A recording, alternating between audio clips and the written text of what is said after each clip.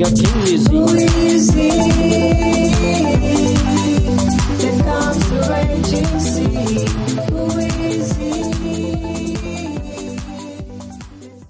I tell you, I will not drink from this fruit of the vine from now on until that day when I drink it new with you in my Father's kingdom.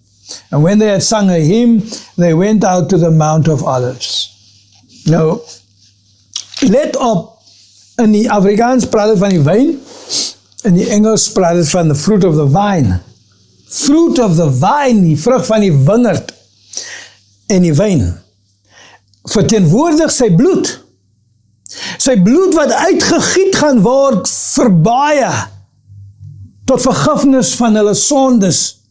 Dit is op grond van hierdie gebaar, hierdie toewyding, hierdie gehoorsaamheid om sy liggaam en sy lewe neer te lê,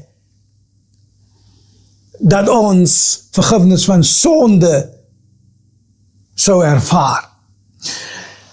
Nou Paulus neem dieselfde gedagtes en Paulus kom laat in die insig van hierdie openbaring, maar Paulus is die verkose een wat dit sou uitbrei en bekend maak, sodat die hele wêreld om die saak geheel en al goed moet verstaan. En hier in Paulus se weergawe en inhoud kom 'n bietjie kennis om vrees in te leef in ons toenadering.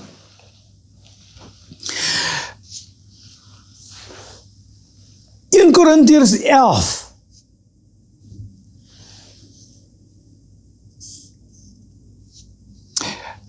ek is nou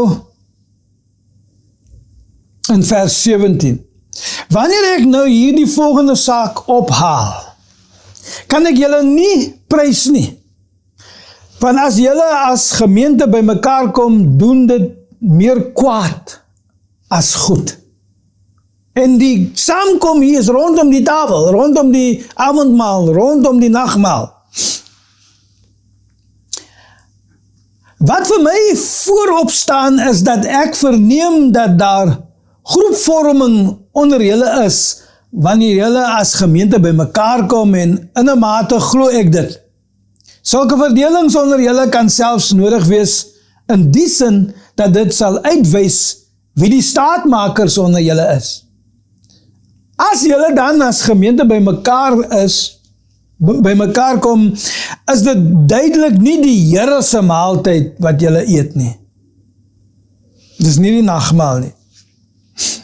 Want by die gemeenskaplike maaltyd eet elkeen haastig sy eie ete, met die gevolg dat die een honger bly en die ander een weer dronk word. Hoe is dit moontlik? Het julle dan nie julle eie huise waar julle kan eet en drink nie, tot versadiging van julle honger nie? Het julle geen respek vir die gemeente van God nie? Of wil julle die arme mense verneder? Wat verwag julle moet ek hieroor sê? Julle wil tog seker nie hê ek moet julle hieroor prys nie? Wel, dit sal ek sekerlik nie doen nie. Dit is wat die Here self gesê het. Nou gaan ons die saak in van Paulus se oogpunt af. Dit is wat die Here self gesê het en wat ek destyds aan julle oorgedraai het, net soos ek dit ontvang het in die nag waarin Jesus verraai is. Het hy brood geneem en nadat hy God gedank het, het hy dit gebreek en gesê, dit is my liggaam. Dit is vir julle gebruik. Dit is vir julle. Gebruik dit ter herinnering aan my. En net so het hy die wynbeker na die maaltyd geneem en gesê, hierdie beker is die nuwe verbond wat verseël is deur my bloed. Gebruik dit. Elke keer as julle daaruit drink, ter herinnering aan my.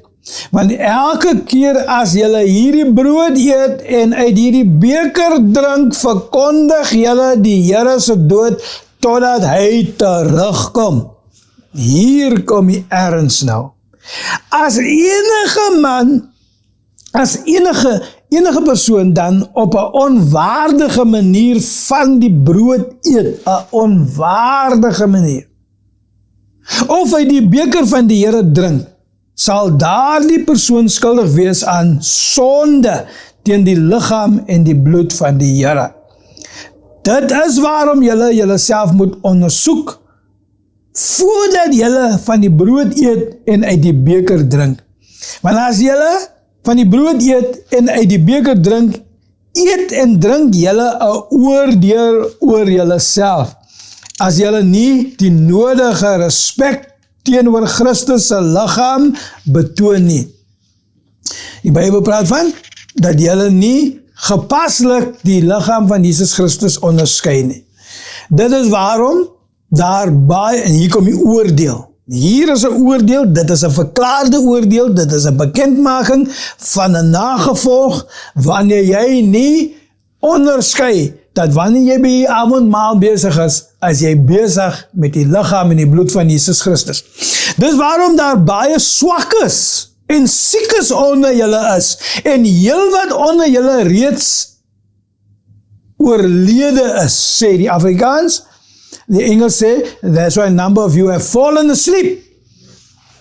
As ons onsself egter vooraf ondersoek, sal ons nie onder God se oordeel kom nie.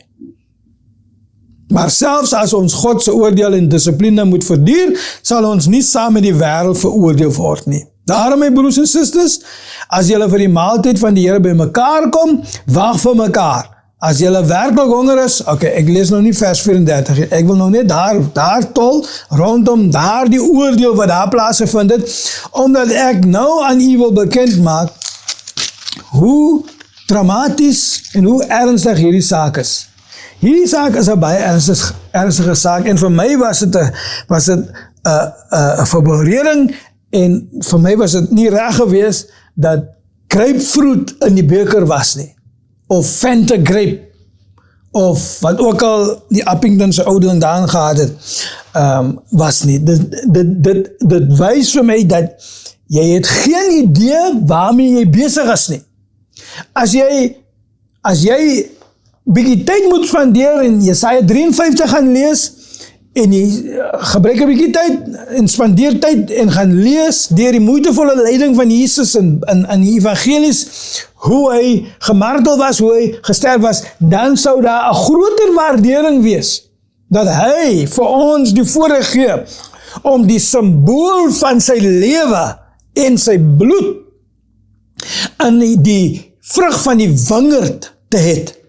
Of dit nou 'n sap was of 'n wyn was, maar sekerlik nie Trinko Pop of Kool-Aid of Fanta Grape nie. Sekerlik nie.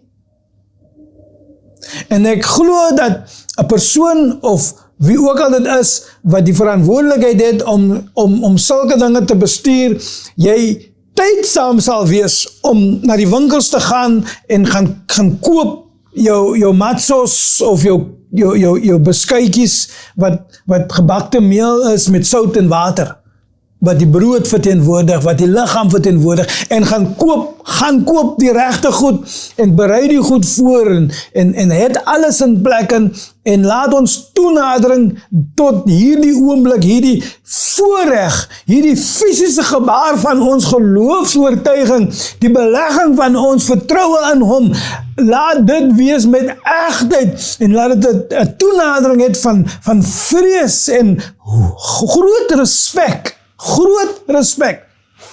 En baie mense weet nie dat die Ou Testamentiese skadu van die oomblik van Jesus se dood op die kruis is opgesom in die boek van Levitikus.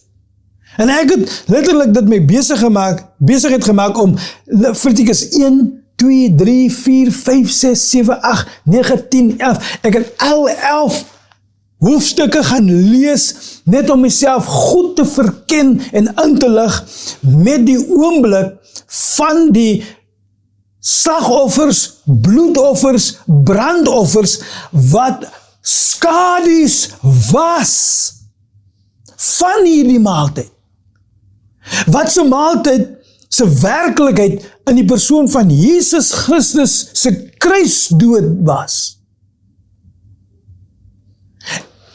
Met die eerste oomblik wat God die besluit gemaak het, hy woon nou op 'n koöperatiewe wyse te midde mense.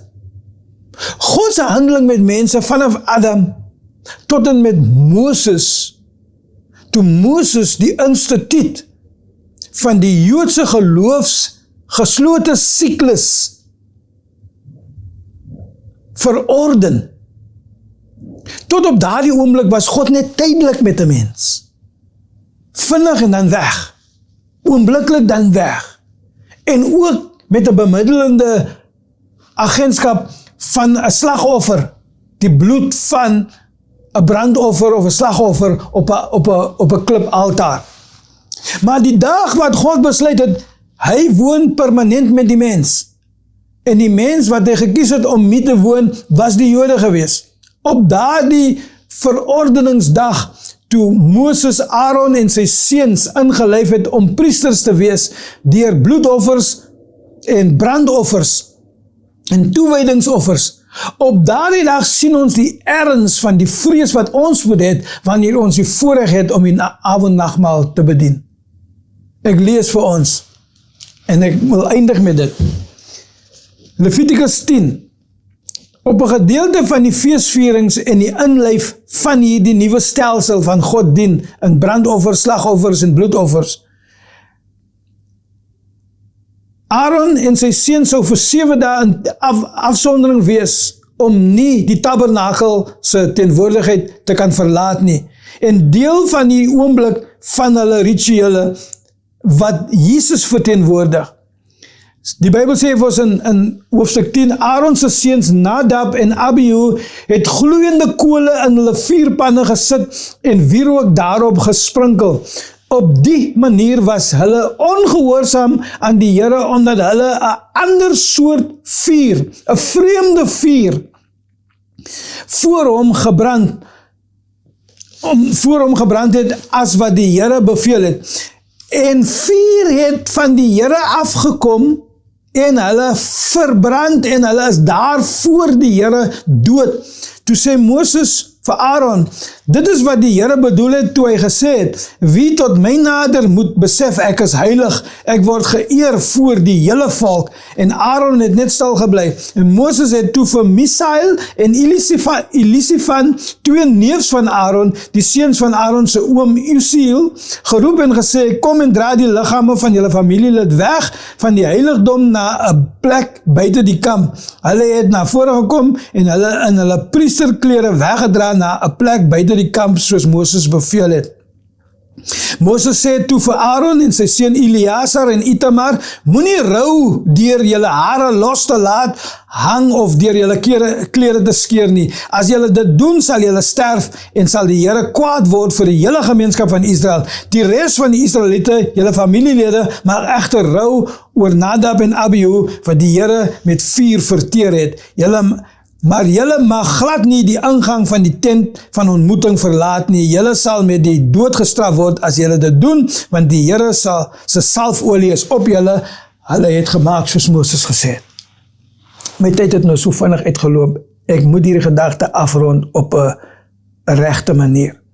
Die rede vir hierdie 2 seuns se dood op die dag van die verordening van die stelsel van die Jode se geloof, wat hulle binne die wet moes uitvoer as 'n geslote gemeenskap, was omdat hierdie 2 seuns onheilige vuur gebruik het. Nou, die rede daarvoor is, omdat die kole moes eers aangeraak gewees het deur die brand van die lam.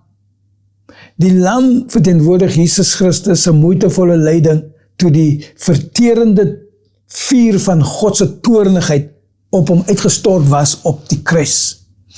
En die brand van die lam se karkas moes toelaat dat die vette en die vleissouse op daardie kole kon val, omdat daardie lam se brand tot as Jesus se kruisiging verteenwoordig het. Daardie kole moes geheilig gewees het deur 'n lammer wat geslag was en verbrand was. Maar hulle het kole gevat van 'n bron, wat naby die altaar was, maar nie op die altaar was nie. En daardie kole was vreemde kole. Some Bybels praat van unholy or strange fire. Daar is ook 'n skool denke wat wil voorstel dat die manne dronk was. En dit is moontlik dat hulle dronk was, want dit was binne die dag van baie slagoffers, baie brandoffers, en die priesters moes eet daarvan en het ook wyn gedrink.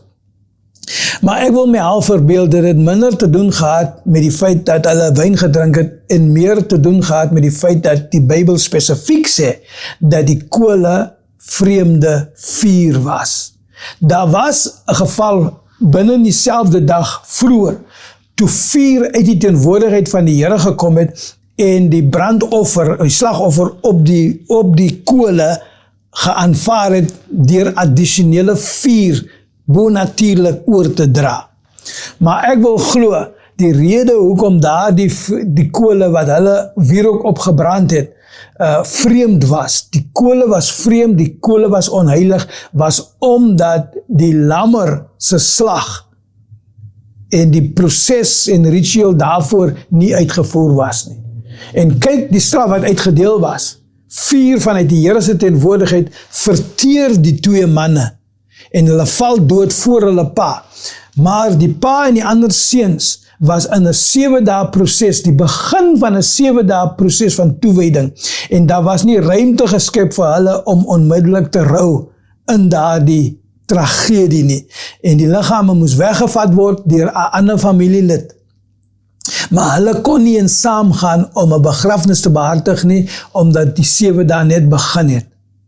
En ons moet verstaan dat alles omtrent wat ons hier lees in die Ou Testament, elke bil, elke ram, elke kalwer, elke bokooi, elke skaapooi, elke lammer, elke boklammer, elke tortelduif, elke duif, al hierdie slaggoed was een of ander verteenwoordiging van die persoon van Jesus Christus in sy moeitevolle lyding en smarte op die kruis.